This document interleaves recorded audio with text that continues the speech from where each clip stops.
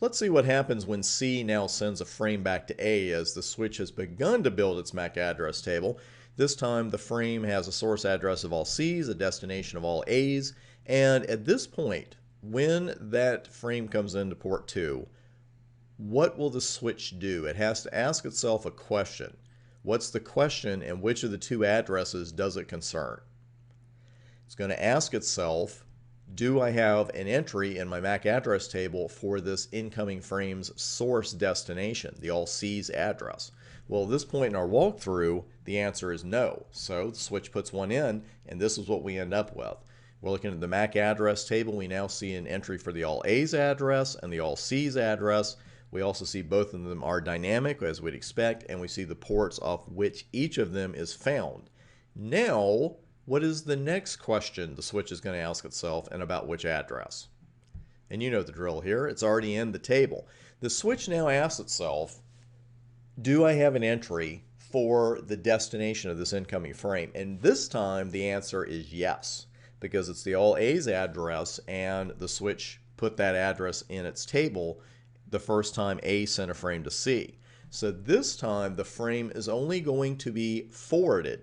And that's how quickly the flooding begins to die down, that initial flooding when a switch comes online, because it's got to learn all the addresses, but once it does, you've got a lot of forwarding going on and not as much flooding. There is no need for the frame to be sent out fast Ethernet 0/3. No reason at all, and there is our forwarded frame.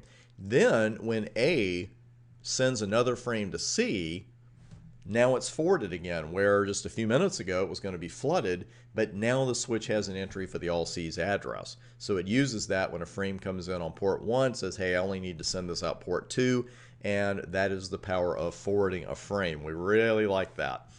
Now, after a few minutes, everybody has sent some data, and we have this MAC address table where all of the 4 hosts have been heard from, all dynamic entries, and the very unusual circumstance of hosts A and B being found off the same port because of that hub.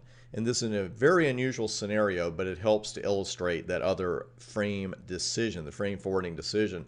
Because if A sends a frame to B right now, B is going to get a copy of the frame through the hub, because what is the hub? It's a multi-port repeater. That's all it is. The switch will also get a copy. So what's going to happen now? Well, for clarity, I have removed C and D from the walkthrough, and this is what ends up happening. Host A sends that frame. The destination is all B as well. The hub is not even reading that, because our hub is a layer 1 device. So it's just a multi-port repeater. It's like, hey, everybody, here you go. Everybody's connected gets one of these. And the thing is, the host, the intended destination, host B, does get the frame, but so does the switch. And the switch looks at that incoming frame and it says, wait a minute.